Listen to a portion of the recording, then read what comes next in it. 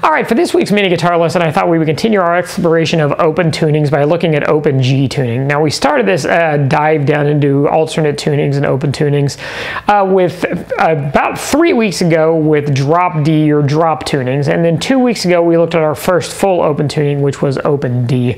Put the link to that episode up here so you can check that out. Today we're going to check out open G tuning. Now, open G tuning is, as it sounds, an open tuning where your guitar is tuned in intervals, so your all 6 open strings make a G chord. This tuning, for a little bit of history, is probably most famous in rock circles from Keith Richards of the Rolling Stones. Keith used this tuning exclusively and used it on a number of tracks, I should say exclusively, including songs like Brown Sugar, Honky Tonk Women, Start Me Up, and a number of other songs. Additionally, Jimmy Page and Led Zeppelin used it on a handful of songs, and I'm sure it's been used by a number of other artists as well. Now, interestingly, going back to Keith Richards, he's very famously known for using an open G tuning, but removing his low string, getting rid of this guy from the guitar, so it's actually just a 5-string guitar tuned to open G. So how do we, first off, create open G tuning? Well, looking at that, we normally would have E, A, D, G, B, E on our guitar. So to make this into an open G tuning, we take our 6th string, our lowest string, we drop that down 1 whole step or 2 semitones to a D. We take our 5th string, which would normally be an A, we drop that down also 1 whole step or 2 semitones to a G, hence our open G tuning, and that being our root note, which is probably why Keith dropped the 6th string off. We leave our string number 4 as a D, we leave our string number 3 as a G, we leave our string number 2 as a B, and we take our string number 1 and we drop it down a whole step or 2 semitones to a D as well. So played together with all 6 strings, that gives us this tone. If we want just a straight G note, though, in the standard form, we would play strings 5 through 1 and gives us this. Now, the reason I say that, since how our intervals work on guitar, if we play this with all 6 strings, we've got a D down in the bass, which means we're actually, if we play all 6 strings, we're playing a D over G. Because a G over D, I apologize about that, because our D is in the bass, which is our 5th. So it'd actually be having the 5th in the bass instead of having our root note. So a nice thing about open tunings is, once again, since we're tuned to intervals tuned perfectly to where we have an open chord, in this case a G, playing strings 5 through 1, we can bar that. So if we bar that on the 2nd fret, 1 whole step higher, 1 step above G gives us an A. So if we bar fret 2 on strings 5 through 1, we have an A chord. We jump up 2 more to fret 4, we'd have a B. Fret 5 would have a C. 7 would be a D. 9 would be an E. 10 would be an F. And 12 would be the octave of our G. So G, F, E, D, C, B, A, and G.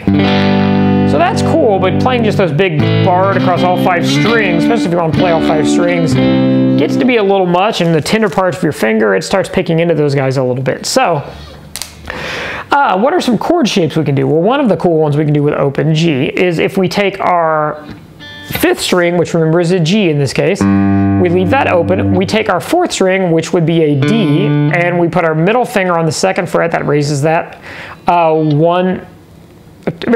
one whole step or 2 semitones to an E.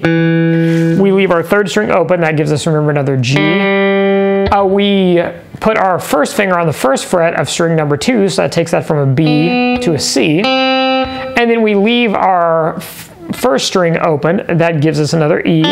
So that gives us a variation of a C chord. It gives us a C with our 5th or with our G in the bass. So it'd be a C over G once again.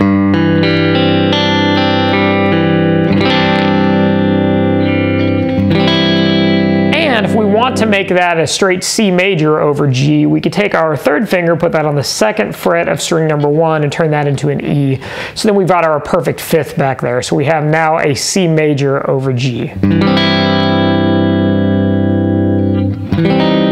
We could do a C minor over G by barring that 1st fret on the 1st string as well, or leave it open.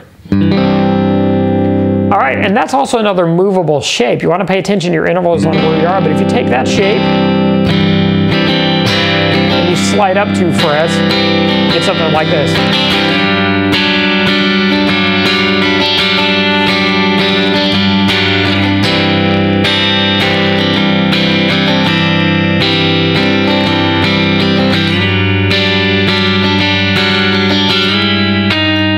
Once again, you want to pay attention to intervals there.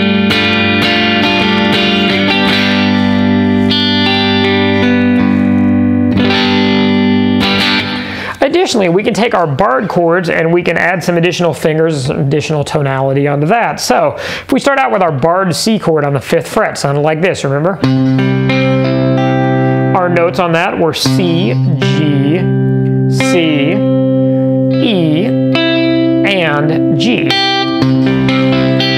But now if we add our first finger on the 6th fret of our 2nd string, that gives us an F instead of an E. And if we add our 3rd finger on the 7th fret of our 3rd string, that gives us an A instead of a G. And so we get this type of sound. And if we lift that 2nd finger, it gives us a nice little walk down. So we lift the F, take it back to an E, we get this. That's also movable, so if we slide that up, same thing in D. And if you want a big chord, you can also do barring the 7th fret across all 5 strings to give us that D. Use your middle finger on the 9th fret of string number 3 to give you an E. And use your pinky on the 12th fret of the 2nd and the 1st string. So that would give us then a B and a D again. So you got something like this. And the nice thing about that then is you can walk down those pinkies, and you probably heard that in that piece I was playing at the start, that little chord progression. You go.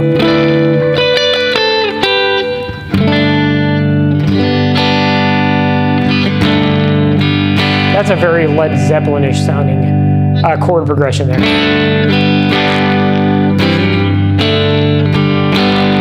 What that is, that's playing just kind of a partial form of what would be a D chord. So we've got an open G, open D, we've got an A, we have a D, and we have another D. So, and then pulling those 2 fingers off.